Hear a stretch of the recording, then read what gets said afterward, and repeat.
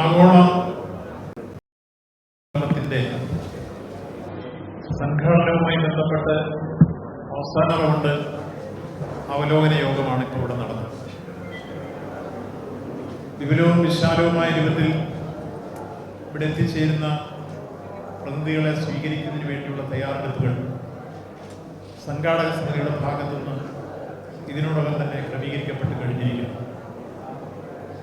എല്ലാവർക്കും അറിയാവുന്ന പോലെ തിരുവിതാംകൂർ ദേവസ്വം ബോർഡ് 1950-കളിൽ രൂപം കൊണ്ടു.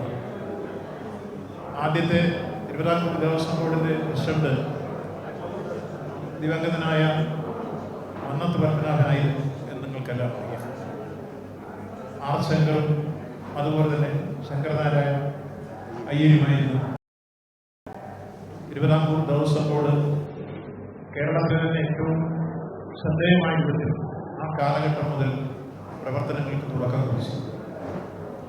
2251 ക്ഷേത്രങ്ങളാണ് തിരുവിതാംകൂർ ദേവസ്വം ബോർഡിന്റെ കീഴിൽ. തിരുവിതാംകൂർ ദേവസ്വം ബോർഡിന്റെ പ്ലാറ്റിനം ജൂബിലിയുടെ വർഷമായി.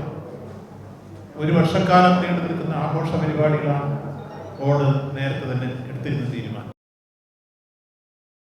എടുത്തൊരു തീരുമാനമാണ് ആഗോളം അയ്യപ്പ സംഗമം എന്ന ആശയം. ഇത്തരമൊരു ആശയത്തിലേക്ക് ഇവിടെ വന്നു പോകുന്ന തീർത്ഥാടകരുടെ ഭാഗത്ത് മുന്നോട്ട് വന്ന ചില നിർദ്ദേശം. എല്ലാ വർഷവും തീർത്ഥാടന കാലഘട്ടത്തിൽ വിദേശത്തുനിന്ന് ധാരാളം അയ്യപ്പ ഭക്തന്മാർ ഇവിടെ വരാറുണ്ട്.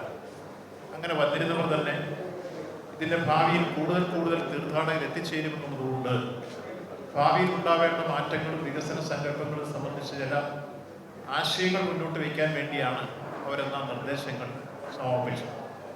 അത് പൊതുവിൽ പരിശോധിച്ചാണ് തിരുവിതാംകൂർ ദേവസ്വം ബോർഡ് അത്തരമൊരു തീരുമാനമെടുത്തത്.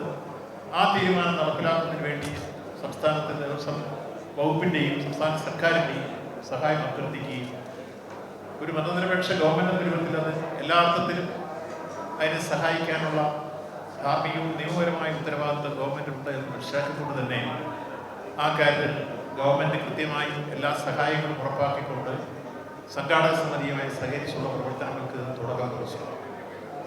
ഇത്തരത്തിൽ വളരെ സ്വാഗതാർഹമായ അനുഭവങ്ങളാണ്. പൊതുവിൽ തീർത്ഥാടകരെ സംബന്ധിച്ചിടത്തോളം ഏറ്റവും നല്ല രൂപത്തിലുള്ള തീരുമാനം ബോർഡെടുത്തു എന്ന രൂപത്തിലുള്ള പ്രതികരണങ്ങൾ ഉണ്ടായി. എങ്ങും എവിടെ നിന്നും അതിന് അഭിനന്ദനം രേഖപ്പെടുത്തിക്കൊണ്ടുള്ള പൊതുവായ നീക്കങ്ങളുണ്ടായി.